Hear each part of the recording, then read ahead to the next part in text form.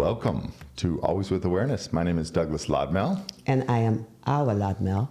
And today we are going to talk about the mind of money. Oh, the mind of money. The mind of money, Daddy. My favorite topic. I know. So why don't you share with us, Doug, why did you feel like it was important to talk about money? You're referring to the podcast that Yes, I've had for years, absolutely. The Mind of Money. The Mind of Money. Yeah, so I started a podcast years ago called The Mind of Money. Yes. And it was really an outgrowth of my work. So I'm an attorney. I'm an asset protection attorney, which means I get this very unique opportunity to talk to a lot of people about their money. It's one of the things about my job I love the most is very rarely are people willing to share their financial situation with anybody. That's right. Usually it's only professionals, but even your family, sometimes even spouses don't have clear ideas about finances between them. Yes. So when I talk to a client, because of the nature of what I do, I need to understand what their assets are so that I can design a plan to protect them. Which means that they have to tell me. And so I've been doing this now for almost 30 years, and that's a lot of clients sharing a lot of their financial information and understanding. And I realized that before I became this type of attorney, I just saw money as a thing, right? I didn't see the depth of it. Okay. I didn't see the nuances of money. I just saw money. Yes. Right? The concept of money. Oh, if you have a lot of money, you're rich. If you don't have a lot of money, you're not rich. And I think that's honestly how most people still see it. Absolutely. It's still just a very... That's how we all see it most of the time. Yeah, it's like... Yes. It's like a... Success means money. Yeah, success means money, right? And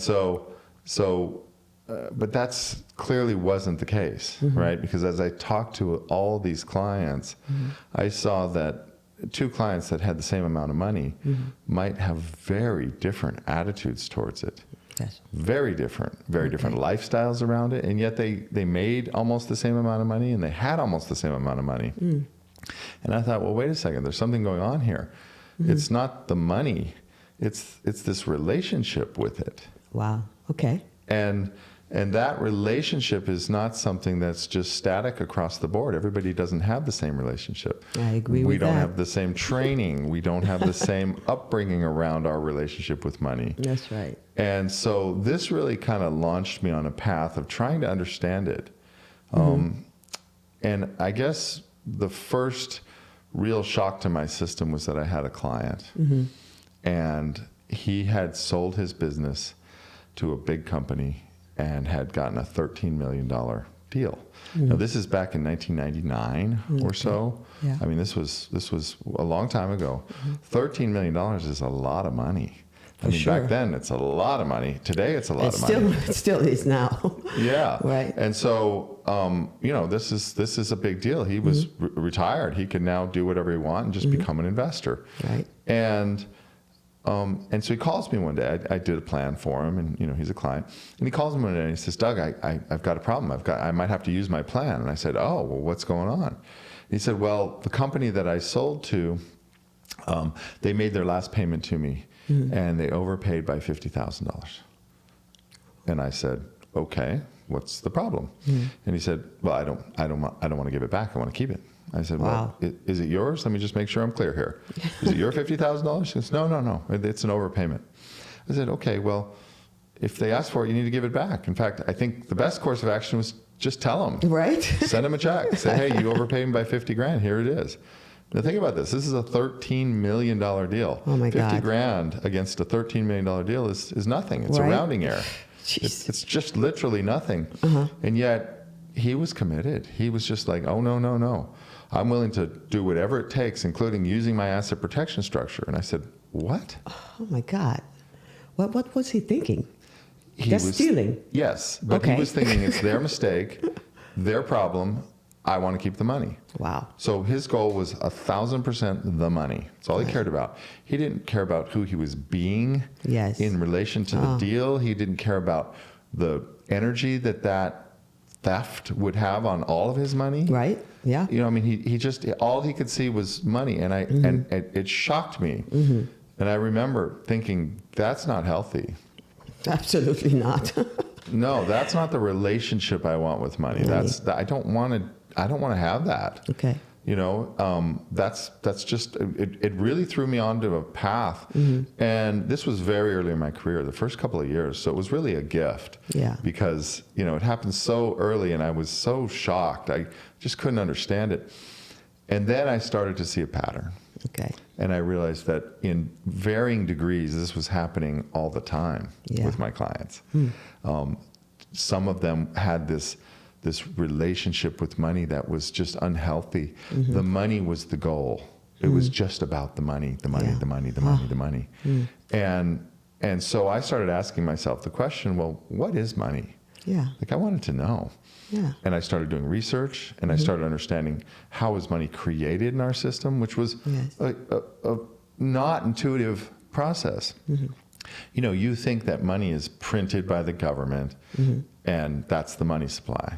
But that's not the money supply. Right. The actual money supply of printed money is just a tiny fraction of the actual money supply. Yeah. So the dollar bills and the $100 bills and the coins that are out there, that's just a tiny little piece of the money. Okay. The real money is created in a completely different way, which is really a different topic to this, but it just made me realize, okay, well, what are we trying to represent with money? Yes. Right? What is it? And so I asked myself, and I do this sometimes, I'll simplify things down so that I can get to the core of the concept. Yes. And so I said, well, let's just simplify. Instead of a world of 8 billion people with all these complicated mechanisms, let's think about it in terms of an island with 100 people. Okay. And if we just simplify it to there's an island, there's 100 people on the island, they're living in community, they're trying to work together, they're not warring or anything, but now they need to create an economy. Okay. So how are they going to create an economy? The guy there's the fishing group, right? They go out every day and they fish and they get fish. There's the farmers. The farmers, yeah. Right? There's the gatherers, there's the builders, there's the chefs, the cooks. Handymans. The handymans, the child caretakers. Yes. Everything has to get done. And with 100 people, that's possible. In that context, do they need money? No. Not really, right? Yeah.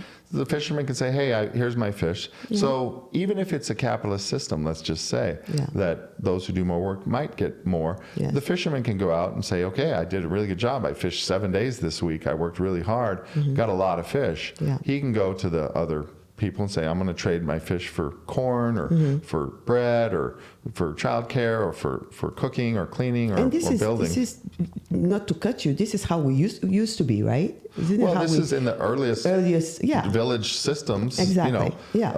It doesn't necessarily have to be a capitalist village system. No. It could just be a contribution and everybody's contributing and that's just what it is. Absolutely. But in my thought experiment, I made it capitalist because I wanted to see how the capitalist system viewed money. Okay. Right? So the fisherman is free to trade with whoever he wants. He doesn't have to give it to the village. Right? It's not a communist type where everybody just contributes everything. Yes. Right. It's a capitalist. So everybody is contributing and getting value for their contribution. Okay. So, but they didn't really need money so much because they could keep track in their head of what the exchange was. I know I owe this guy 2 fish from the next batch because he gave me the bread that I needed now. And so you could keep track of it. And then I said, well, what is it that the money is representing in that simplified structure? And the answer was, it's really representing human energy.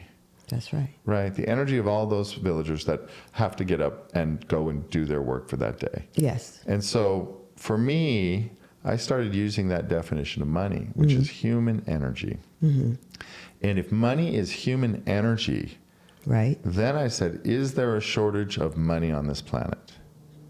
As long as there is humans, there is no shortage of energy. No. So there's no shortage. No. Right? Absolutely. So this concept, and this is contrary to what I was taught in, in school. Yes. In all the schooling I had been in, I was a finance major and then went to law school, and then I got a master's degree in taxation from NYU. And I mean, I had been to a lot of school, and never once had money been described to me as human energy. It's always described as a medium of exchange, and it needs to be scarce, and money is scarce. And this concept of there's scarcity around money, it needs to be scarce in order for it to work. But that wasn't accurate. Once I looked at it, money doesn't need to be scarce. No. Something that you represent with money with, like, so to go back to our island. Yes. Okay, let's say it got a little too complicated and people were having trouble keeping track. Yes. They might pick something scarce, like a very unique shell. Yes. To say, okay, well, this is going to represent, you can't just find these shells. This is going to represent what you owe me, like an IOU. That's right. Which was our kind of first form of money. Yes. So the representation of money, and later it became gold, which was also scarce, right? So gold became a representation of money. Yes. And this is where I think we lost something. We had a flip in here because the representation of money needed to be scarce for it to not just overwhelm our system. Yes. But the money itself, what it represented, the human energy behind it, should never have been seen as scarce. That's right. It should have been seen as abundant always. I totally agree to that. Yeah. So we have this now tension in our system, and to this day we are living with, most people think money is scarce. Yes. And it's not. That's right. It's not. Money is not scarce because human energy is not scarce. That's right. Now, unlocking human energy, that's a different question. Yes. Right? That's a totally different question. If you want to unlock human energy, you need to find a way to do it. And that involves systems and political will and motivation, infrastructure for that. I mean, trust again. Yeah. Absolutely. Right. So this really made me look at, okay, I'm back down to my clients. I'm back down to the clients that I see have this relationship with money, which is, it's scarce, and it became this goal in and of itself. Yes. So my guy who sold his company for $13 million, all he cared about was money. Wow. Right. And then I started looking at, okay, well, how are these people living? The ones that are seeing money as the end goal. Yeah. And what I realized is that they were living without integrity. Without integrity for sure, because the motivation was so clearly money that they were willing to do things that for the money that they might not do if and which looks like a lack of integrity or a lack of awareness or consideration for your other humans, right? Yes. But they also didn't use the money to live these full lives of.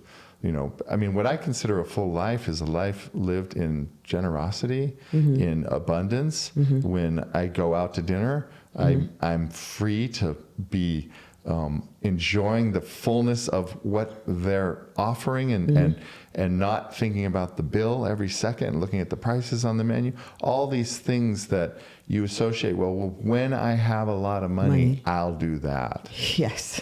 And what I learned from my clients is that when you have a lot of money, you will not do that. No. You will do what you've always done. Yeah. And if that's live with a poverty mentality, with a scarcity mentality, with a fear mentality, fearing like I'm going to lose my money, I'm not going to have enough money to make it the distance, I'm not going to have enough money, then you don't enjoy the money that you do have. Wow.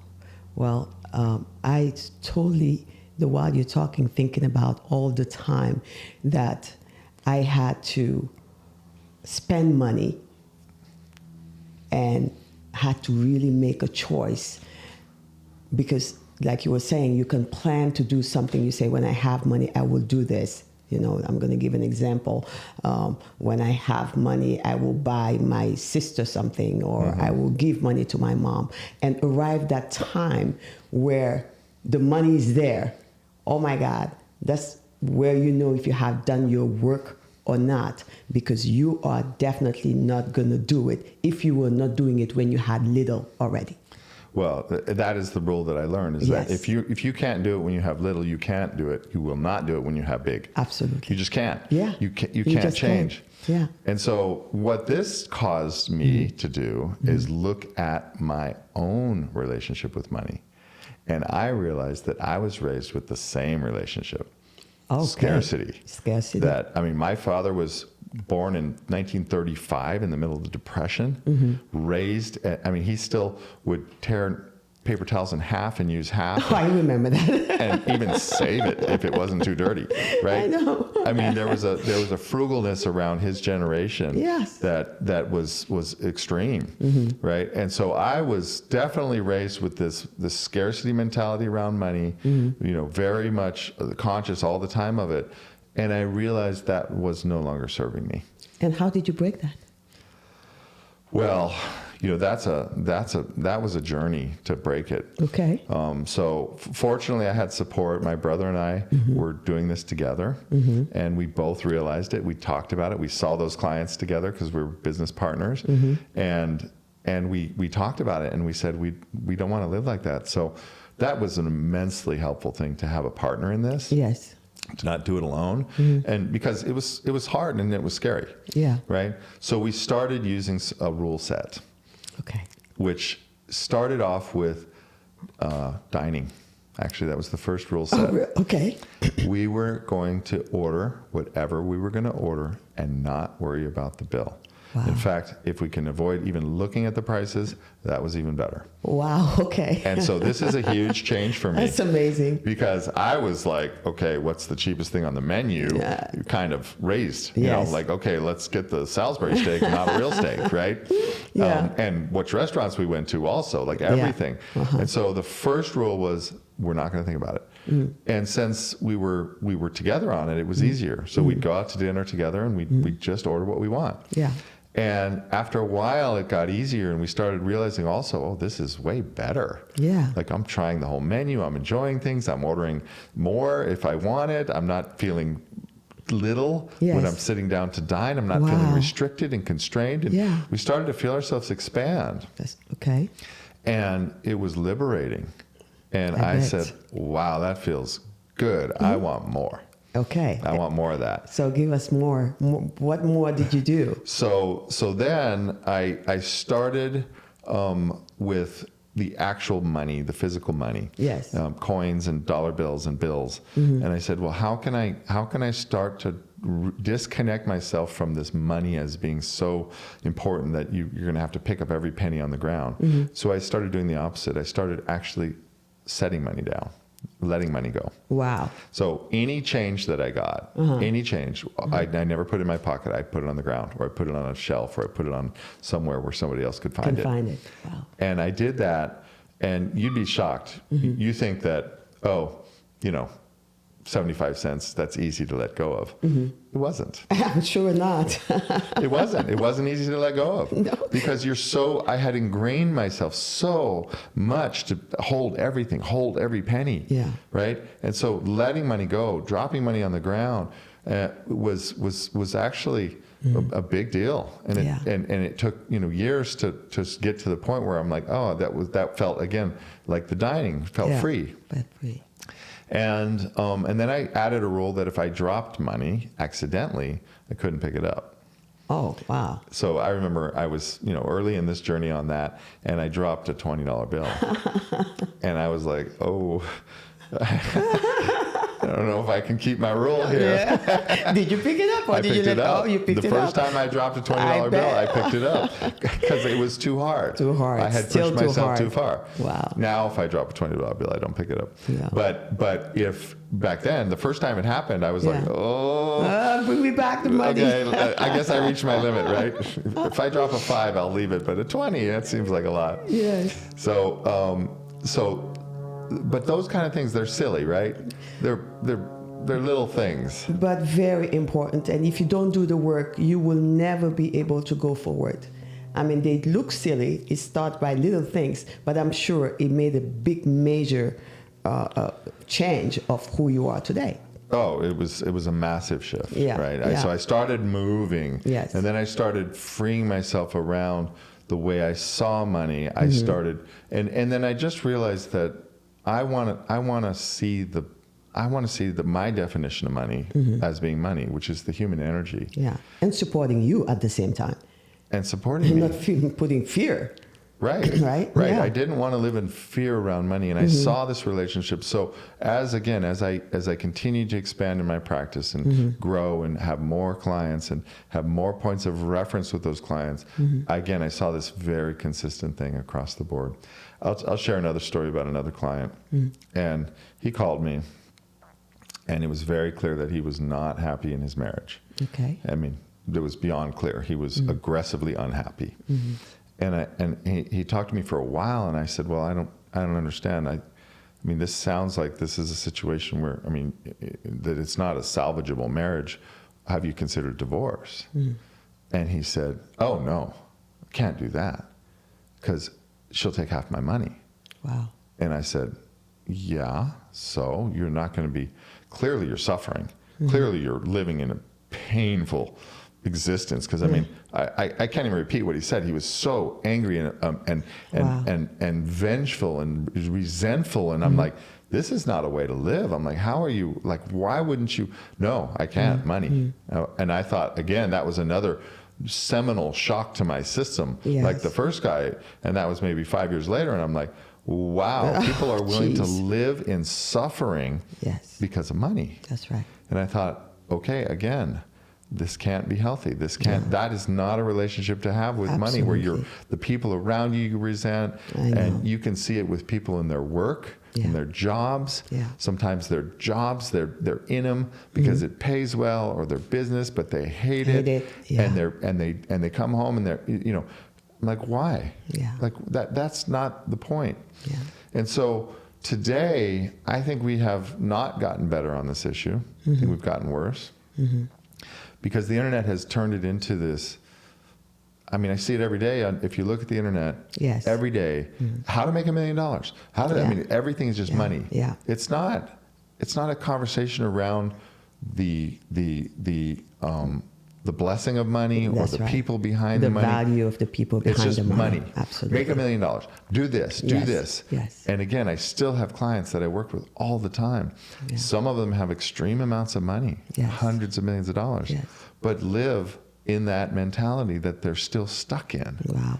They're still stuck in this mentality where they're not free, they're not generous, they're not giving, they're not, it doesn't mean they don't give, but even the giving it's coming out of a guilt, it's coming out of a fear, it's coming out of a, and I look at it and I'm like, wow, I think where we're at with money is some place that really it's time to change. I believe so. And, you know, I'm so happy we're talking about this and you're sharing so genuinely, because you and I talk about it all the time. And that's how we raise our kids, making them aware that it's not about the money, that money is the energy. Money itself, sitting right here, cannot do anything for you. I mean, nothing. You're hungry, it won't feed you. Right? I mean, not the money. You will have to call a human being that will go get the pasta that you want and bring it to you by Uber Eats. It's still people's energy that can do something for you, not the money itself. Now, the money is here to pay them, to move them around, to keep track. But it's not going to do it for you. And coming from my childhood, I didn't have the same reference with money. It was always the human being behind it, to the point where we have a saying, am nitki morgen am alalam, meaning having the human being in your life is better than having his money. Because that human being can do for you, right? You can know somebody who has money or not have money, but themselves, having them, connecting with them is more important than having their money. And this young generation needs to know about that, because they're so focused around the end game. They're ready to bully anybody on their ways. I mean, parent, friends, I mean, like you said, relationship, just to get to the end game. And not doing it lying, doing it not sharing, you know. And I think it's important that we just talk about it, and give them the gift of what you just lived. That it's not about the money. That you can be wealthy and yet live a very miserable life. Oh, yeah. So my definition of wealth has completely changed. I bet. So wealth is not a bank account balance. Yeah. That's not wealth. No. It's how free you can be, how much support you can give and receive. Yeah. And that you look through always the money to see the person behind it. That's right. And I can tell you to this day, I get emails when I run a business, and so I get emails when I see charges come through. Yeah. And every single email that has a charge, which is a client paying me money, I look at it, I look at the name, and I bless. I say thank you. Wow. Because I respect the person behind the money. That my work is I am not inherently valuable. Yeah. The world can live without what I do. Yeah. But to my clients, I am valuable. That's right. And enough that they were willing to pay me. That's so right. I respect that. I want to know that in my heart that that's what I'm doing, and realize that I'm not the doer here. I do my part. That's right. I do my part, but I am not the doer. None of us are. And this is the other thing I see people get confused about as they become successful with figuring out how to make money. They kind of start to take on an attitude of, this is me. I'm the doer. Yeah. I have figured this out. I am the big guy. Right. I'm the one who has the power here. I know how to make money, and therefore, and they start to lose. There's an ego drive that starts to happen, and they don't realize that you can't do anything without these people. That's right. With everyone else.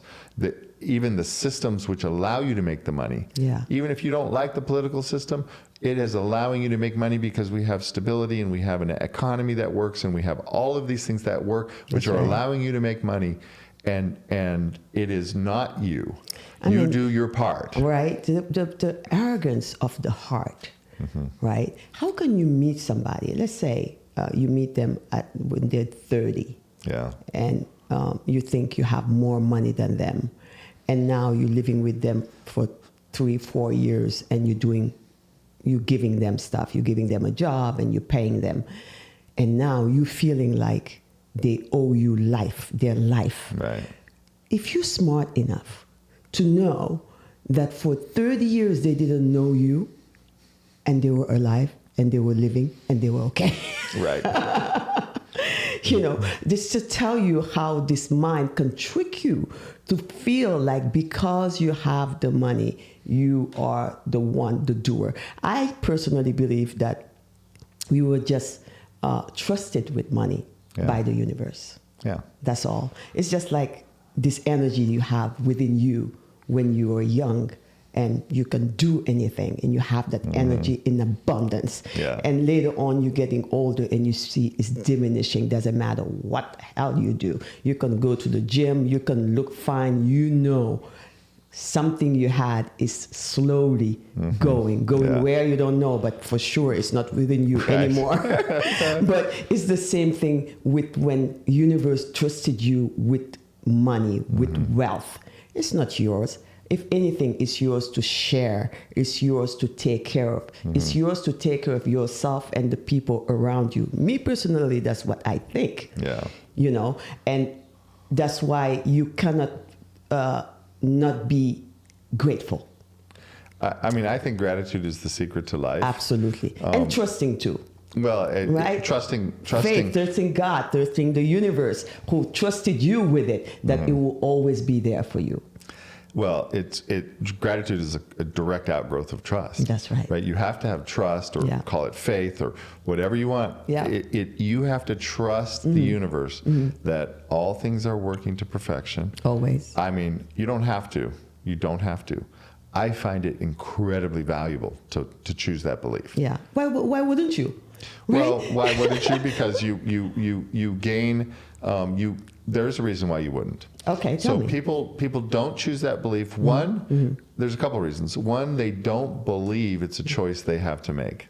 Okay. They believe that because of their upbringing, or because of their training and their patterns they have in their current mindset, that the universe is happening to them. not for them. For them. And so it's just like my experience around money. I had to work my way out of that. I had to do exercises. I had to free myself. I had to start giving and doing things. I mean, ultimately, my brother and I started a charity, and we gave away a large portion of our income just to push ourselves. That's right. Right, just to push ourselves and see what it felt like. Yeah.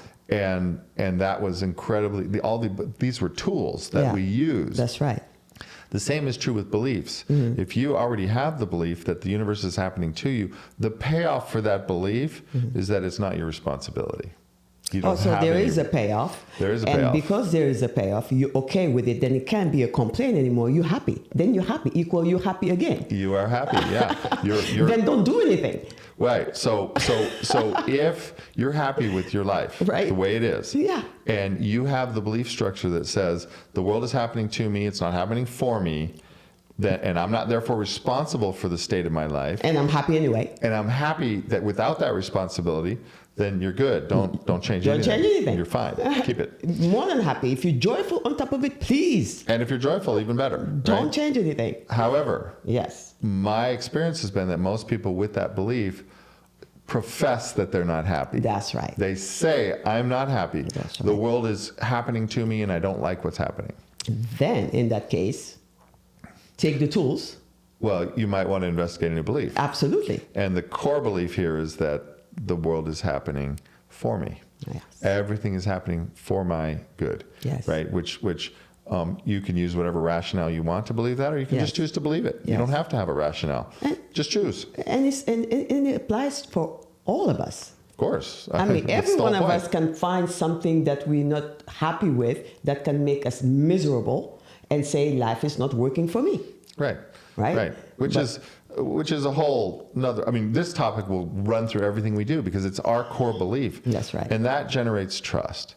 And Yes. then when the universe is happening for you, then everything is a reason to be grateful. That's right. So when I see those payments come in from clients, I'm just grateful because I Yes. know I did my part. Don't get me wrong. I Yes. show up to work. I do my part. Yes. But I am not the doer here. I did not create this wealth. I did not create these clients and they can go tomorrow. Yes. And the universe can flip, and I have also seen that with many, many clients that went from really wealthy, Yes. to poor to in the poorhouse overnight. Yes. It Wow. happens. Oh, yeah. And it's made me very aware. And again, I've seen how they handled it. That's right. And honestly, that's inspiring because the ones that did, I mean, I have clients that got caught up in the 2008 real estate crisis that went from very wealthy to fighting for their very last dollar. And it was amazing because, first of all, the ones that had made it once and lost it, I would say 80% of them made it back within 5 years. And what do you think contributed to that? Their attitude. The attitude. They just said, okay, yep, I took the risks. But I know how to do it again, and they do it again. Wow. And that's inspiring to me because again, it lowers fear. That's right. So they're being bold in the world. Yeah. And that's why they like asset protection. That's why what I do is relevant because it helps them to lower fear. Oh, When yeah. you have something that protects your assets and gives you some chance at keeping them in a crisis, Yes. that lowers fear, right? Absolutely, But yeah. they're not afraid, and so they are able to do it again because they don't have that fear. And of course, they've learned how to make money. There is a trick to the system. There is a right? trick, yeah. You can learn how to do it. It's a skill. Yeah. Right. So, but this concept of having this gratitude, for me, it makes me see my money as something that I'm privileged and grateful to have. Yes. That is not a right. It is not my right to have it. Yes. And that it's the humans behind it. And so I can tell you in my office with my Yeah. staff, we are all very clear. Yeah. The most important people are our clients. That's great. We jump. Customer service, being responsive, because that's why we're here. That's great. We do not sit here and think you have a job and just do your job. No, your job is the client. That's your job. Yeah. And so because of that, I think it shows, and I think that's why that business has been successful because the clients feel it, and it's a slow growth. It's organic. Yes. We're not out there trumpeting, we're the best, we're the best. It's just organically people recognize that you respect them. Yes. That you are in a relationship that they're happy to be in with you. One of respect and love and gratitude. That's amazing. It is amazing. It's a gift. It is a gift. This love and respect for human beings and for who you are is really missing.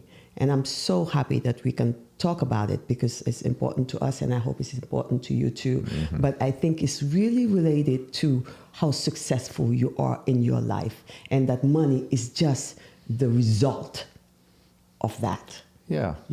So when done well, seen well, respected, it's a beautiful thing to own, to use a tool. Money becomes a tool, like anything else. It is a tool, right?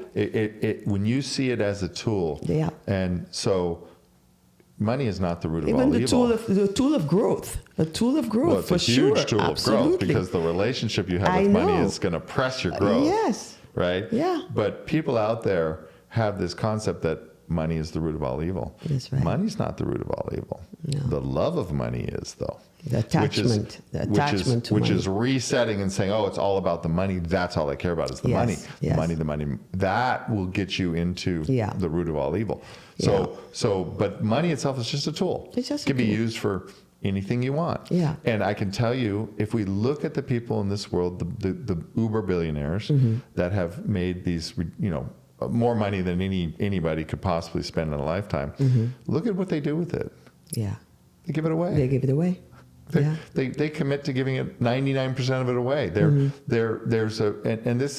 We all are growing through stages of development. That's right. And so I can look at my own path around money, where I started, where I am today, and say, okay, I've gone through stages of development. I have moved in my perspective around money. That's right. My perspective has consistently shifted, and I have participated consciously in that because I wanted to get to a certain place around my relationship with money. That's right. I wanted to see it as a tool. I want to respect it, and I want to respect the human energy that it represents in my life. Yes. I don't want to hoard it. Yeah. I want to use it, but this is another thing. My client who sold his business for $13 million and wanted to keep the extra $50,000. All I can think is that he was a hoarder. Yeah, exactly. That's all. Because he's also not spending it. No. The way you do anything is the way you do everything. The way you do anything is the way you do everything. That's and so right. he's hoarding it. He's holding it. So he's not spending it on himself. No. He's not spending it on his family. He's not giving it away. He's not freeing it in the world. No. And one thing we've learned about energy is that when you stop it up, it doesn't like it. Bad things happen. To you first, the one stacking it up. Well, just think about being constipated.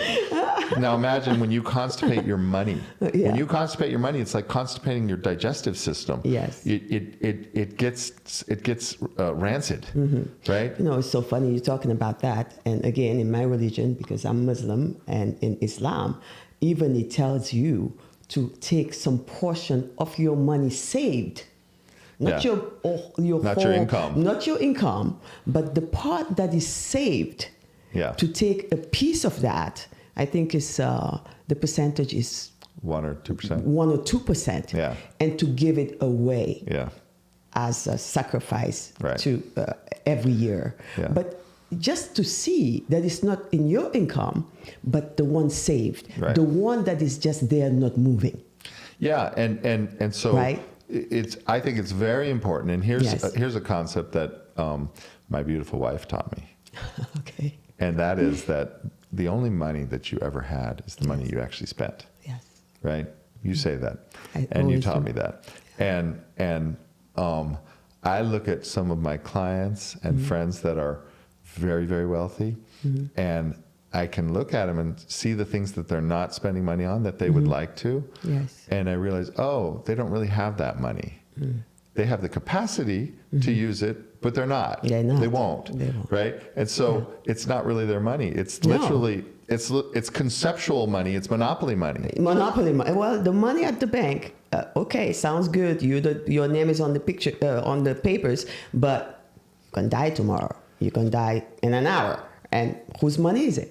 Yeah. The only money you ever owned is the money you have spent. So this reminds me of another story Oh, with a client. go ahead.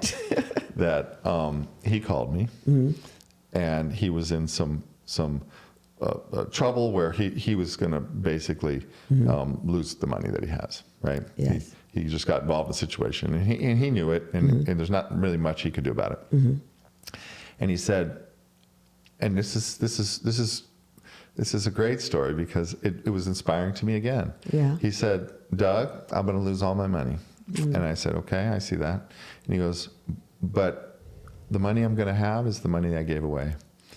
I gave my mother a house. I gave my mother money. I gave my sister. He had given all these things when he had the money. Yes. And that money wasn't going to go anywhere. No. He was going to keep that. And he goes, and now that money is going to, my mother died and is going to give it back to me. Oh. My sister is, and so he had, and so the quote was, the only money that I'm going to keep out of this is the money I already gave away. You gave away. And Just to again, tell you. inspiring. And he wasn't bitter about it. He wasn't Yeah. bitter that he was losing it. Yeah. It was a business deal that he took responsibility for, Yeah. and said, well, that's just the way the cookie crumbles on that one. But he was able to see the gift in it. And it just made me realize, wow, that's another way to, How beautiful. and think about it this way too. Yeah. When you give, what are you doing? You're You're not giving to giving money. yourself. You're giving to yourself. You're giving to people that will have, those people will still be there when your money is not. Right? So you're giving to yourself again, right? That's just, and again, this work we all have to do. None of us are exempt. And it's never ending. It's not And like my never journey's ending. over. It's still going. Oh, no, at all. It takes time. It takes time. I personally, I remember one day I was telling one of my sisters, I said, Jim, I'm stingy. She's like, what? You stingy? You who's always giving? And I said, but doesn't mean that the stinginess is not there. I still have to work through it, And it's the same thing you were doing with your first $20. Yeah. I started this work. I don't know how old I was, but young, very young, teenager life. Yeah. We're not like this new generation now that feel like they don't have to send money home or help our parents. Us, we did. Doesn't matter what our parents had or who they were, how rich they were. We always was raised to give back. Yeah. Which is, I think, is so beautiful, Yeah. And believe me, being a teenager and having going to France and working and having to send money every month, there were some months that were tough. You had to say, am I sending to my mom or am I doing this, Right. But that consistency of doing it and choosing always and saying, when I have this, I will do this and being and committed to it. I mean, just change also my relationship with money, Yeah. So I totally get it. Well, and I'd like to go back to something you said earlier that, when you say, when I get here, I will do this. And then when you get there, it's very hard to do it.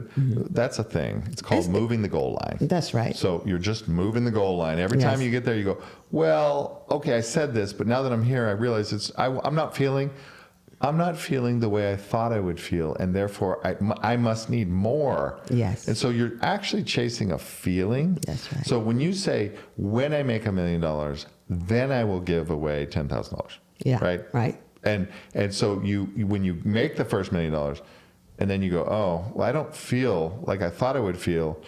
I'm going to actually say, let's make it $2 million, and then I'll do it. That's right. And so when you get to $2 million, I don't feel, why I'm not feeling, I must need more. And so you just keep moving the goal line. It's chasing the dragon's tail. You can't, you'll never win that game. Yeah. The approach that I think works better is to say, I'm going to do it now as if. Yeah. Let me give now as if I had made the $1 million. Yes. Let's go first with the giving. Absolutely. Let's go first with the freeing up. Yeah. Let's go first with the spending. Yeah. Even, right?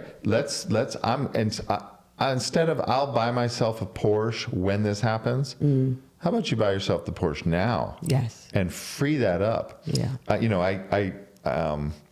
I'm a pilot. Yes. That's my hobby. I'm not a professional pilot. I'm a private pilot, but I No, love no. to fly. I Thank know God that. my wife loves to fly and I wanted to do. be a pilot herself. I do. And we enjoy that together, and we Yeah. fly all over. But the dream of a jet. jet. I know. It's a pilot's thing. Like they ingrain into you. Oh, you want a jet. Yeah. So so I had this going on for a long time. I want a jet. I just want to fly in a jet. Yeah. So I remember I listened to something called The Science of Getting Rich by Wallace D. Wattles. I know that book. And if you haven't heard it, I'd recommend it. It's on the internet. I think it's on YouTube. You can listen to it. It's an old book. It's probably 100 years old. And it's very interesting. And he basically, I listened to it and I'm like, wow, okay, I'm going to try it. Yeah. And so I went to you and I had a business trip and I said, honey, and I was dreading this trip. I had to go to Boston and then I had to go to Arizona and then back to Florida. And I didn't want to be away. We had these little babies. I just didn't want to go. I remembered that very clearly. I didn't want to leave. Yeah. And I said, boy, you know what would make this trip something I want to do is if we were in a jet. And so I said to you, honey, I want to charter a jet. And I took a big chunk of money, which, I had enough to charter the jet. Yeah. Everybody would have said, you're crazy. Absolutely. You can't spend that much of your money on chartering a jet. But I said, no, I need to, because I need to feel this. Yeah. Because I wanted to switch my feeling, because I knew the feeling is what mattered, not the money in the bank. Yeah. And so we chartered the jet for a week. It was beautiful. They waited for us. I mean, it was unbelievable. Yeah. We had this. We took our maids. We took our kids. We took everybody. Everybody get in the jet, right? And we had this incredible trip. Yeah. And I got back and I was like, that was worth 10 times what I paid. Yeah. Because now I've accessed this feeling that I was thinking, or most people would think, you got to wait to the next level to get to that. Yeah. But the problem is the next level will not get it for you. You have to give it to yourself now. Well, you preaching to the choir. Thank God. That's my choir. I mean, for me, sometimes I really ask myself, am I okay? I mean, it's just, what a blessing to have the parents that I did have. I mean, they passed. But that was how I grew up. Yeah. Money was never, ever, ever an issue. Even though there wasn't a lot of it, it's not like you. Well, first of all, who says is there is a lot or there isn't a lot? Only the person who's counting. Right. I don't count. we just used to not counting at all. Right. We're not counting the money. I'm not counting the money. For me, it's just like that would be a different show. But yes, I totally agree, and I always support people to go beyond their fear. Yeah. Because there's only fears that can stop you from doing what you can do today. If you have all the means and the money, go for it. Do it. So for me, that's all there was. Like, you wanted it. You wanted to get the feeling. Go for it. There's something for me that is just like, why think the worst? Right. Well, it's back to trust. Trust. Faith. Yeah. Gratitude. Absolutely. And so... but the feeling, and you know what, there is something encouraging happening today. Mm-hmm. I see that the generations coming up, they're actually more willing to spend their money on experience, and they want less stuff. Good for them. So I want to say that's a good thing. It's a good thing. Because they are accessing experiences earlier than our generation. Yes. We wouldn't take that money and travel around the world, but they will. They'll work, save up, get just enough money to do a big trip. They'll quit their job and they'll go on the trip. Tell me about it. Which is our generation would be like, you're going to do what? Yeah. No. Yeah. But they're like, no, I want to feel this. I want to do it. I want to see myself trying to do something else. Yeah. That's good. That's healthy. Yes. I think. Yeah. Well, I absolutely agree. And they can do it because they have parents like us.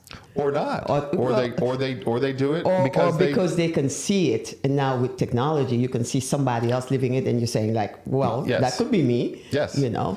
So we didn't have that. We didn't have technology showing us that there's this option. There's an option. There's a life to live out there that, it's okay. Trust it. Go for the feeling. Yeah, absolutely. Right. Yeah. So what they're doing is what we did, but it took us a lot longer to get there, right? We had to blaze the path ourselves. Yes. And And that's what I tell my clients. That's what I am constantly talking with my clients about. You know, most of my value that I bring, honestly, is in the conversations that I have, Yes. especially in stressful times. Yes. You know, they'll call me and they'll say, like, and what they really are looking for is a mindset shift. Yes. They want to make sure they're checking themselves. And clients who've gotten to know me, which most of my clients do get to know me over time, that's what they value. Yes. They value that I'm always going to bring a perspective that is not the norm out there, which is you know, everything about the money, right? Yeah. Money first. Yeah. Quite the opposite. I'm always counseling, you know, be very careful of lawsuits. Yes. You think you're in the right and you think it goes this way. Here's the other side of that sword. I'm trying to make sure that they fully understand if you think that weapon, that system is going to be used as a weapon by you, just know that has two edges. Yes. And it easily and often comes right back around and cuts your own head off. Yeah. And that's not something they hear from a lot of people. So it's just this path around money is something that you have to be conscious about. That's right. You have to choose how you want to be in relationship with money. And if it's not healthy, you need to look at your belief structure. That's right. What is it that I believe about money that is holding me back? That's right. Because it is definitely living without money is not fun. No. Nobody wants it. And this for is sure. not, I do not interpret anything we're saying, oh, you can be happy without money, so therefore don't bother with it. No, not at all. You need it. Yes. You got to pay your bills. You got to pay the rent. You'd like That's to send right. your kids to a good school. So money is a functional tool. Yeah. So I encourage you to actually do things that support your relationship so that you can actually have more money. Yes. But not with the wrong motivation. No. Not where the money is the goal. Yeah. It should be what the money as a tool can provide for you as the goal, That's not the right. money as the goal. That's right. And we have a concept that we talk about a lot called baraka. Yes. And baraka is really like Blessed. blessed. Yeah. It means blessed, right? Yes. And so for us, we want our money to have baraka. Baraka. Blessing. If it doesn't have baraka, that's not the kind of money we want. Yeah. So baraka comes from integrity, honesty, Yes. respect. When you do your work that generates the money, that money comes with baraka. Yes. Consciousness. If you lie, steal, cheat, do all the things to get money, Yes. that money doesn't have baraka, and that money is not money you want. Well, that money can't do anything for you. I mean, really, because you still haven't done your work. No, it will perpetuate. If anything, exactly. It will perpetuate the cycle that you're in. So absolutely. if you're stealing to get money, Yeah. you think it's the money again. You're not valuing the money as what it is, as the humans behind it and the energy. Absolutely. And again, this integrity around doing things because it's going to be consistent, where your words and your thoughts and your deeds are all consistent. Yeah. That has so much power in it. I know. And when you let money Disempower you by saying, well, okay, I'm gonna make an exception here. And we all do it. We all do it. We have grown up in this system. It's not about whether you've ever done that. We've all done it. Absolutely. That's why it's called growth. It's how much can you grow? Exactly. How much can you move to the next level? Yes. How much can you say, okay, I see, I now next time I'm going to do it differently. Yes. I'm going to choose a different path. To do that, though, you have to trust. Yes. You have to trust that sometimes the thing that seems like it's not in your interest is in your interest. That's right. And That's right. you just got to have faith that, okay, I'm going to do the right thing here. I'm going to do the thing that has integrity with what I say, and then I'm going to just trust, and I hope it works out, and not be attached to the outcome of that. Well, Doug, thank you, because I'm sure this is going to help a lot of people just watch their relationship with money, see where they're stuck, where they need to grow, and know that, like I said always, the way you do anything is the way you do everything. If you're doing it with money, I'm sure you're doing it somewhere else. that Oh. you're not conscious about. Yeah. Right? You can't help it. So this was for the show today, but at the same time, now you are becoming an influencer. Mm-hmm. And that's why we're here doing these shows together. What inspired you to do it? And where do you want to go from here? Oh, okay. So, well, I have been doing it. Yes. Right. Mm-hmm. I've been doing it in my circle of my clients. Mm-hmm. I had the podcast, The Mind of Money, which is mostly for my clients. Yes. My daughter asked me, would you answer questions for some of my friends? Mm-hmm. And so I started a Mind of Money for Young People version where she was giving me questions that her young friends, just Yes. trying to understand the basics of money. Yes. So I did that. And what I realized is that I really, really love sharing it.